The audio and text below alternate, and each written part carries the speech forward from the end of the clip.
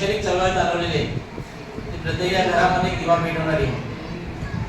आणि सर आज डोंबिवली बोरिवलीला आले, पण सर कोकणामध्ये सॅटर्डे संडेला नेहमी कोकणात असतात. सर पहिला माझं नाव सांगितलं आहे, मी महेश दाभोळकर. मी बीएसटीमध्ये सर्व्हिस करतो आणि निवृत्तीला एक 14 महिने राहिले.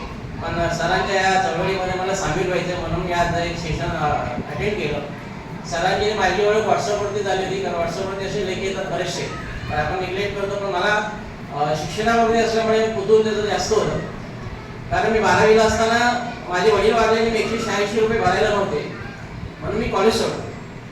पण शिक्षण काय असतं आणि कुठे आपल्याला अडवणूक होते, त्यावेळेला मला रेडकरांसारखं मार्गदर्शन असतं. तर कदाचित बीएसटी आणि कुठेतरी चांगल्या ठिकाणी असतं.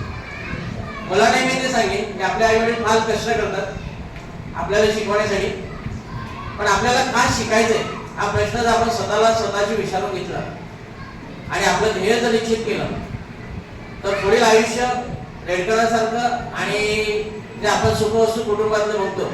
कारण आपण शिकलो तर आपला समाज शिकतो, आपल्या समाज शिकले आपली मुलं बाळ शिकतात आणि संपूर्ण समाज शिकतो.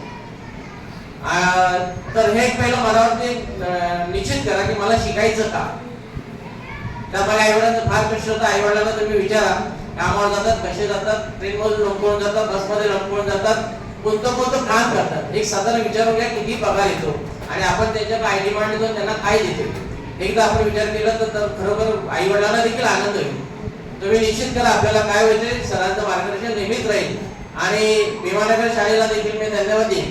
या बोरिवलीमध्ये या चांगल्या प्रांगणामध्ये एक चांगलं शिबिर म्हणजे मुलांच्या बुद्धिमत्तेला खुराक देणारं एक शिबिर आयोजित केलं. त्याबद्दल मी भीमानगर शाळेला देखील धन्यवाद देईन आणि रेडकर सरांना देखील खूप खूप धन्यवाद देईन की सर आपलं असंच मार्गदर्शन नेहमी सर्व विद्यार्थ्यांना मिळत राहो आणि आई जगदंबा आपल्याला यासाठी उदंड आयुष्य देव एवढं बोलतो आणि थांबतो. जय हिंद, जय महाराष्ट्र.